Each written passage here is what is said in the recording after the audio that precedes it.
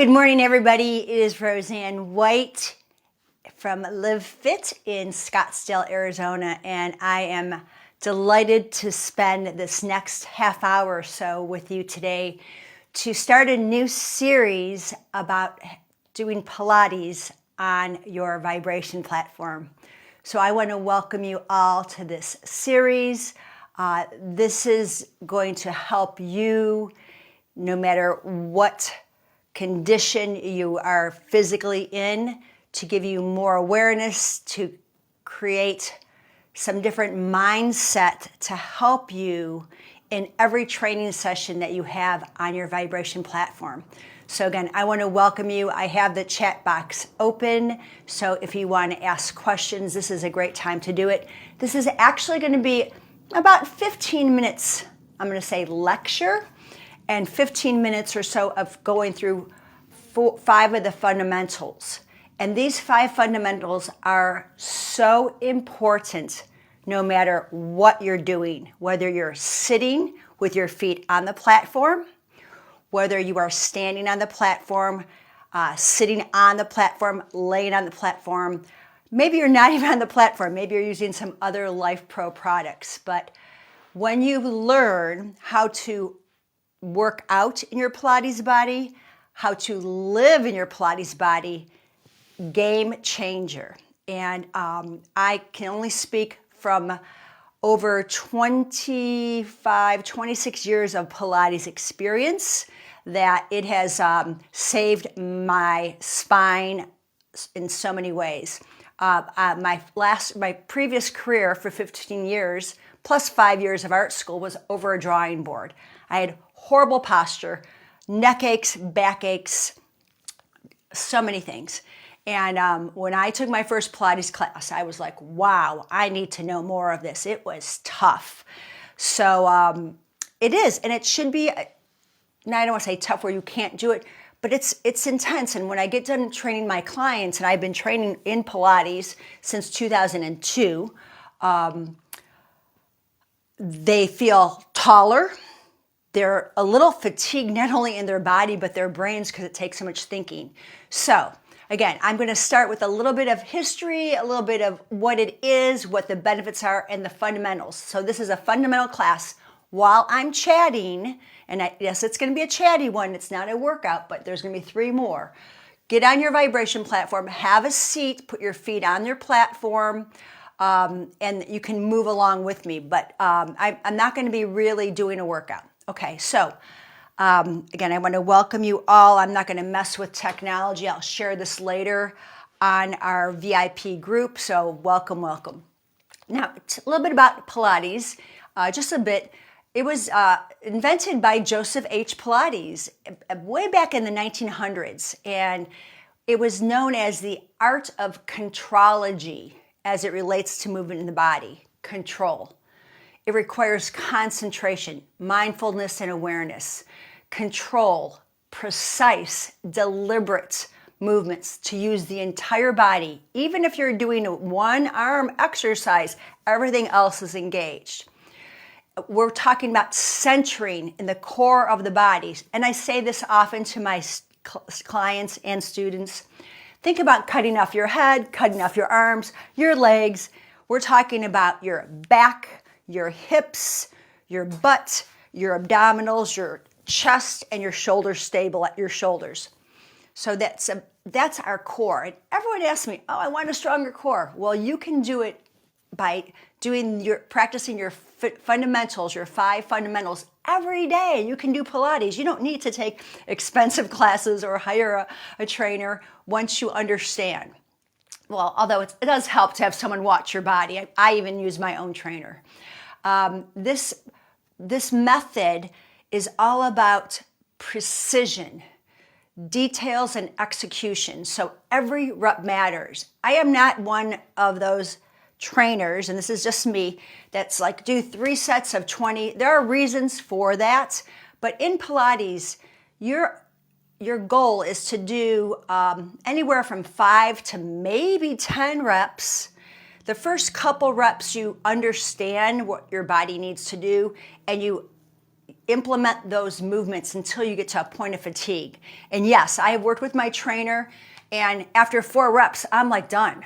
I am done. I'm fatigued out. That's how much emphasis on precision and execution and detail. Breath work is super important in any exercise, in daily living, but to understand how the breath, the full, complete breath, not only restores our body, refreshes our body, it revitalizes our body. So I talk about breath all the time. Pilates is meant to be very fluid. There's not a quick jerky motion. It's an ebb and flow of an energetic wave. And it takes a little bit of imagination. And as a trainer, my job is to get my clients to focus and to create resistance. We use a lot of words, visuals to get people to really feel their body. And you'll hear me all the time, feel this, feel that. It's important you feel. Clients will ask me all the time, am I doing it right? And I ask them, what do you feel? Because the language of your core is feeling. So a little bit more about it. I have some notes. I'm kind of using my cheat sheet because there's so much to tell you. Why do we do Pilates? That's a big question that people go, what's the point? Well, you want a strong core? It's not about 100 crunches. It's not about just standing on your platform hoping for the magic to happen. You've got to participate. And no matter what the issues are in your tissues, you can get a strong core. You will get long, lean muscles. I've worked with men, and I do now, that came in very muscular and kind of, pretty fit, but very stiff. And we've kept their muscle tone, but they're longer, leaner. Their hamstrings are more flexible. Their range of motion. My one tennis player is 77 years old and plays tennis 4 times a week with no issues in his tissues because we do Pilates twice a week. We've done it for years. Pilates improves your posture. We learn about how to stack our spine, well stack it, and then use the curves to act like shock absorbers for the body. Because we have better posture, our organs, our lungs, our digestion, all our organs of elimination work better. We're not compressing into everything. We're giving space for our organs to do their job. And it's a great method a great practice for injury prevention. You get more control in everyday movements, as well as any sports that you do. Our rhythmic breathing helps you to relax muscles when they need to relax, to strengthen when they need to strengthen. We use oxygen we move oxygen in the body and increase blood flow and replenish our cells. Along with red light therapy, our cells are much healthier and happier. So Pilates helps us, like I said, in daily function, our focus, our intensity, our accuracy. We have less injury. And the most important thing, well, there's so many important things, we work from the inside out so that when our inside muscles are working, everything on the outside is much easier to attain. Pilates also helps with just day-to-day activities, like I said, but we work more efficiently in both the eccentric phase of a movement and the concentric phase. So I'm not just letting my arm fling, I'm lengthening out. My tricep works. I'm contracting. My bicep works. I don't need to have 10 pounds of weight. So maybe you can't hold weight. It's okay. You can actually make your muscles lengthen or strengthen just by being in your body. And I think for me and for many of my clients, I see that because the clients feel movements, they're aware and they actually feel better. As I said when I started this, we feel taller, we feel stronger, we feel more stable and more flexible. And I don't know about you, but I hear it all the time. People are worried about losing their balance. Well, when you are in your body, every step you make matters. all your muscles are supporting you. So you don't have to be worried, because if you're not in your body, your muscles are like kind of like a skeleton or a bag of bones. And we want to get you to really feel all the muscles. So that's kind of my chatty part of this. Now we're going to talk about Terrence, I need an instructor guide to your remote control. I can't help you with that right now, but you might want to go to customer service and they will help you with that. But DM me later, Terrence, and I'm happy to try to help you out. Okay, back to our principles of Pilates. There are basically 5 different things I want you to think about. Breath, super important. Head and neck placement. Shoulder blade, which I call, which was known anatomically as scapula. Mobility and stability. Rib cage placement, what we do with our ribs, and our pelvis. So when we put this all together, breath, head and neck, shoulders, rib cage, and pelvic stabilization, we work together. And I want to share something with you in a moment about understanding what your powerhouse is, because that will tell you, that will show you, because people don't really understand, well, where's my powerhouse? And it's not really lower abdominals, it's the transverse abdominis. So let me go show you that. I think I'll show that right now so we can talk. So let me do this really quick. I'm playing around with this, so hopefully I can share my screen. Yes, let's see, select a tab window. There it is, share. Okay, this is your powerhouse. This is called your transverse abdominis. And you can see it's a big band, a sheath of muscle, if you will, that goes around the body. I think of it like a wrapper on a water bottle, right? But this one gives. So when you breathe in and when you breathe out, these muscles pull everything in. So we're not just talking about working your 6-pack. We're talking about working all the muscles from the front to the back. They wrap around. And look how low they go. And down to the ridge of the hips, the pelvis, all the way underneath and around the bottom of the ribs. It's connected. So this is why breath movement is super, super important. I'm going to stop the sharing of my screen now. Let's see if I can cancel that. Maybe. This is the first time I've shared my screen, so let's see if I can stop sharing the screen.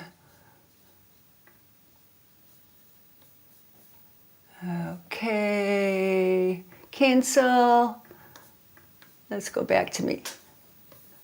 Nope. Nope.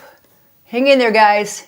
It's me and technology. Let's see if I can do this. Yeah, oh, there I am. I'm back. Good, perfect. Okay. So now that you've seen visually with the transverse abdominis, let's talk about it. Have a seat if you aren't already seated, and we're going to go into our breath work. So here's what I give you 2 options, and I want you to practice this every day, okay? This is super important. Place your hands on the outside of your rib cage. You'll see here, fingertips are spread wide, and then we're going to take a deep breath in and exhale it out. I'm pressing out into the heel of my hands on an inhale and an exhale. Breathe in through the nose, out through the mouth. Now, I'm not lifting my chest when I'm breathing. I'm breathing in and I'm breathing out. This expands. This is our diaphragmatic breathing. Sometimes when I teach you guys yoga, I'll say belly breath, rib cage breath, and heart breath. That's moving energy up and down. But in Pilates, we want to connect this inner body with the muscle and skeletal body. Chest breathing versus rib cage breathing. That's what I'm talking about. And you will get a higher There we go. I think now it's better. Did you guys see me in this? Let me do that again. Rib cage breathing. Inhale, exhale. We'll do it again. Inhale and exhale.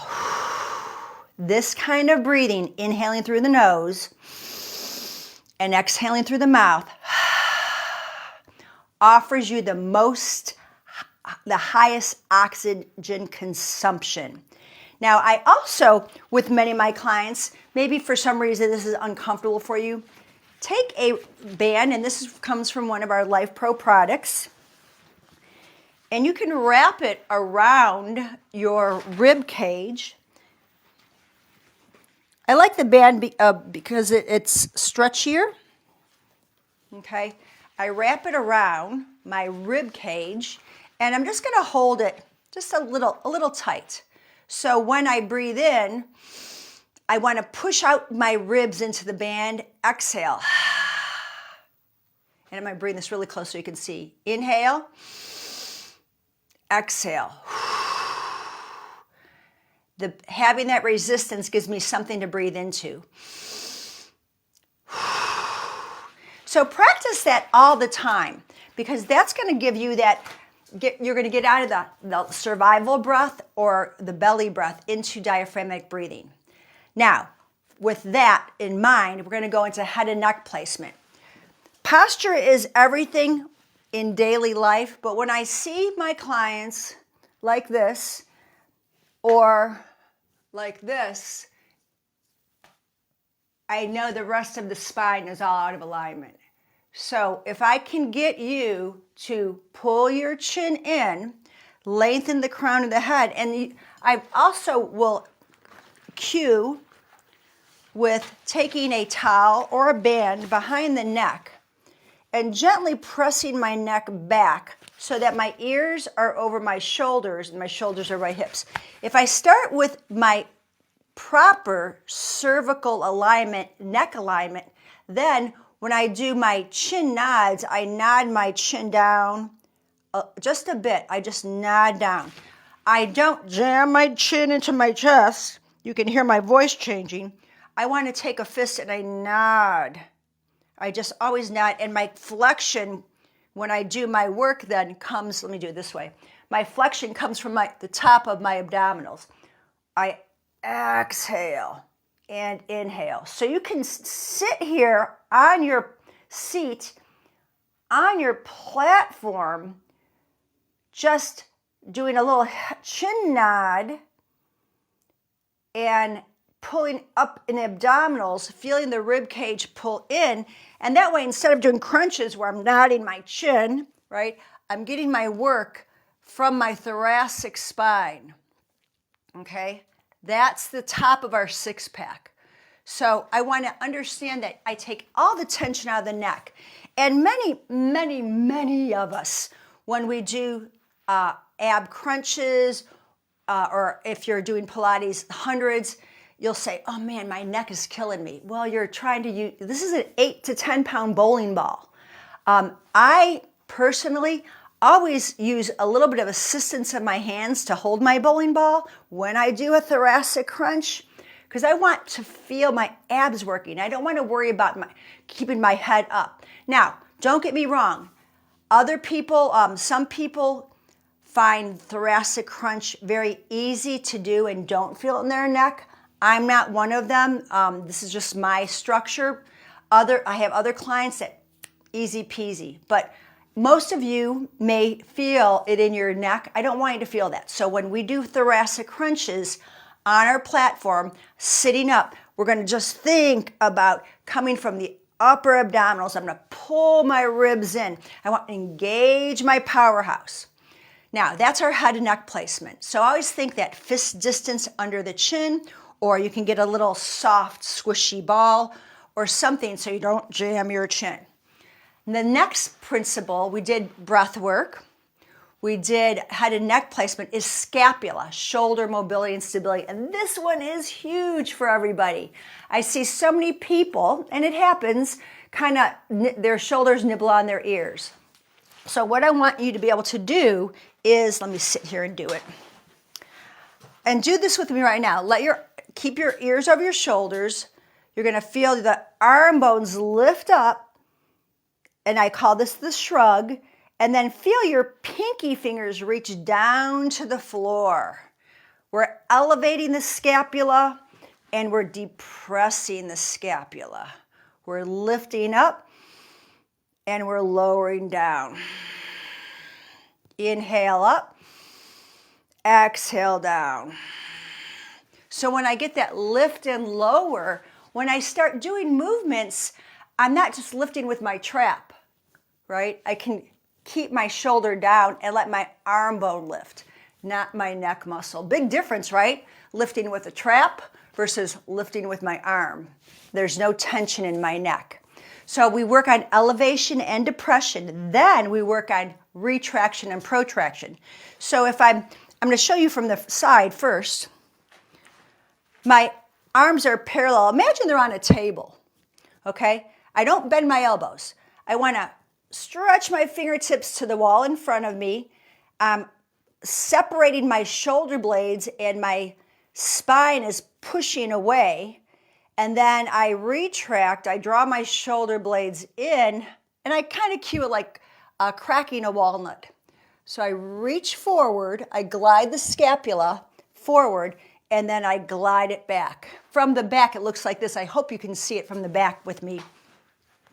I reach forward. My back is rounded, so to speak, and then I pull back. Inhaling and exhaling. The reason I like to exhale when I pull back, I don't want my chest to pop. I want my ribs to pull in. So as I retract in, my ribs are pulled in. And then from the front, I know if someone's doing it right because this is what happens. So here's me in my normal scapula flat on the rib cage. I'm going to protract. Look how close my hands get to each other. Then I retract. And look how wide they get.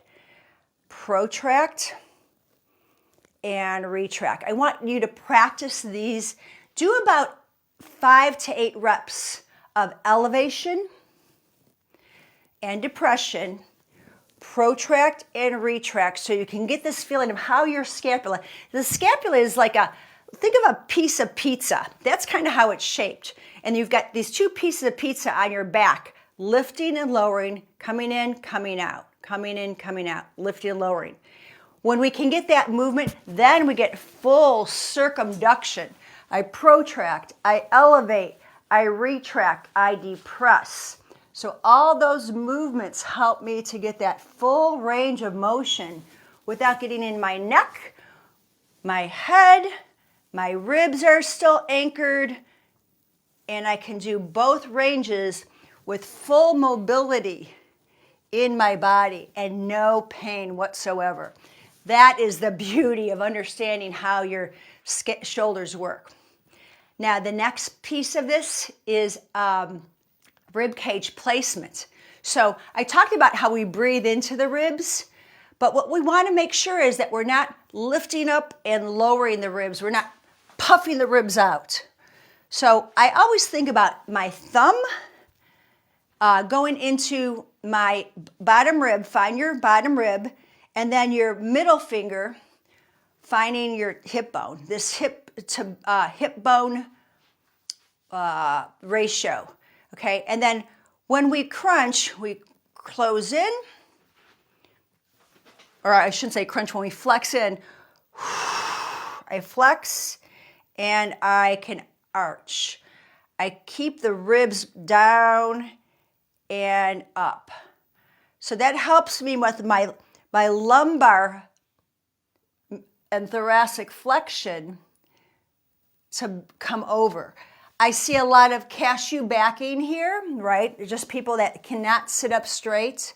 So we want to learn how to get the ribs to restack, shoulders over the hips, ears over the shoulders, and get my alignment. If I start in neutral posture, then I can flex from there, then I can side bend from there, then I can rotate from there.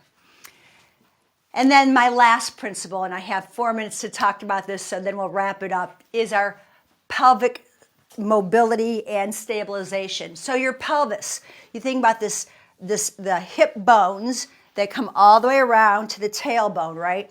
And all these muscles, lower abdominals, all our glute muscles, all the things we want to get stronger to help us get off a chair, to bend down, to stand up. We need this deep, deep pelvic floor to work, and as well as all the muscles that support all these organs. So pelvic tilts are not about clenching your glutes. And it's not about clenching here. I want to think about 3 inches below my belly. Here's my belly button. 3 inches below is right here.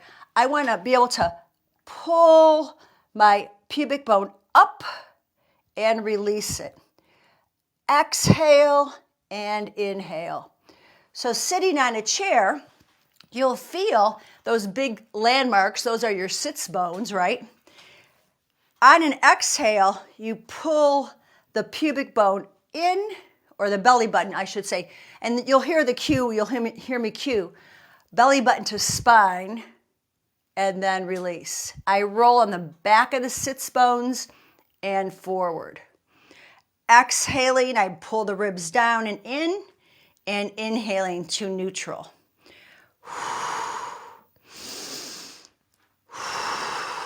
I'm breathing to the sides and back in. I've got my flexion into my, what I'm going to call my C curve when I come all the way back. Right now we're just doing pelvic tilts, but we go further into it when we're in our work and we C curve back. Remember my fist distance under the chin, pelvis is scooped, and then I restack and bring that crown of the head to the sky. So that's basically what we're talking about to get our powerhouse muscles to work with good head alignment, head and neck alignment, good shoulder stability, mobility, and placement, rib cage breathing, knowing what our neutral pelvis is and our imprint pelvis. Neutral, we're stacked. And standing, we can do the same thing. So I'm standing here in good alignment. I want to be able to see that my arms are not back. When I see arms back, this is a military posture, chest is lifted. When I see arms forward, a little kyphosis going on, rounded shoulders, or I see a booty pop, big lordotic curve there. So I see these different alignments, and sometimes it's structural, guys. This is how you were designed and born to be lordotic or kyphotic. And some of these things can't be changed. Maybe they're structural, that you were born like that, but we can work at least to start maybe rebalancing some of this. And I see it. I see it all the time. I see people that, like myself, that came into a Pilates class, rounded shoulders, a lot of neck aches, stiff neck, sore neck, low back issues, to get to the point where I can stand in my Pilates body, standing nice and tall. And right now, standing here talking to you, my abdominal muscles are all braced. My transverse abdominis is working. Nature's girdle is working for me, that I can breathe out and in and feel that strength. Of course, we have props like using the squishy ball. We put that between our thighs to try to engage more pelvic floor. Yes, I understand a lot of women that have problems with pelvic floor. The squishy ball is really helpful to engage that, but it is not glutes. It is not squeezing your glutes. It's really coming from deep into narrowing into the sits bones, narrowing those sits bones to pull up through pelvic floor and get your lower abdominals, your middle, the transverse abdominis to engage. I didn't take one sip of water in a half hour, so I'm going to grab it now. I hope this was helpful for you guys to understand that from here, whatever we do on our platform, and next week I'll be doing a seated Pilates routine. So all of you can certainly do that. And then the following week, I'll be doing a standing Pilates routine, staying on the platform. It's going to be about a 15 to 20 minute, maybe longer session of work. So if you're worried about, if you're brand new to platform training and you don't go for 30 minutes, shut the machine off and you still can work with me on it. Pilates can be done anywhere. Pilates can be done in the gym. You could be sitting in your sauna, your steam, your Lifepro products, and you could be thinking about your Pilates posture instead of just kind of hanging out there and dumping yourself. So when I hang out, right, my neck crunches, my chin lifts, my shoulders round, my ribs cave in, and I get out of if I'm sitting here like this, I get up and I'm like, everything is so stiff. But if you're standing sitting in your Pilates body, you don't have that stiffness. I used to get teased a lot by friends when I'd go to be in a meeting. They go, "Is there something wrong with your back?" And I'm like, "No, why?" They're like, "Well, you're sitting up so straight." And I had to laugh. I'm like, this is how we're designed, to be able to sit up nice and tall and from here do all our work. So I want to help you to improve your posture, getting all these muscles to hold your skeleton system in, to reduce falls, to reduce injuries, to prevent injuries, to rehab conditions, to balance out muscle instability. That's what it's all about. We've got some wonderful, amazing products from Lifepro, but I just don't want you just sitting on your platform or stand on your platform waiting for the magic to happen. Participate in it. Feel your body, feel your toes, feel everything. It's a lot. So if you're on your platform, just listen to music, you're checked out. In a Pilates class, I rarely play music. If anything, it might be a little background music. I want you to check in, okay? So yeah, it's nice to dance with some great music and move your muscles and all that, but the most important thing I urge you to do is feel everything. And if you feel pain, back off. If you feel fatigue, that you've already hit it. We don't work past fatigue. We go up to fatigue and then we move on. So speaking of that, I'm getting ready to go to a Pilates class myself this morning. It's a beautiful fall morning here. Happy November. Thank you so much for joining me. If you have any questions, please don't hesitate to ask. I only see a few people on this chat stream, so hopefully I get more of you guys. You can always message me. I have some other videos on the Lifepro YouTube station. Actually, I have many. I've done the Pilates sequencing several times before, so if you just Google or YouTube Lifepro Roseann Pilates, you'll see some of them. And it's just a practice. I've been doing it for 25 years, and I'm still learning things about my body. And post-hip replacement, I'm so glad I knew Pilates because I was strong going into surgery, and my recovery was great. Guys, have a wonderful rest of your day. It's Sunday, fun day. It's a day for me in the kitchen after Pilates. I love to cook on Sundays. I hope you have an amazing, amazing Sunday. Catch me next Sunday. We'll be on our whatever vibration platform you have is perfect. We'll sit here together, breathe and move and feel our best. Have a great day. Bye for now.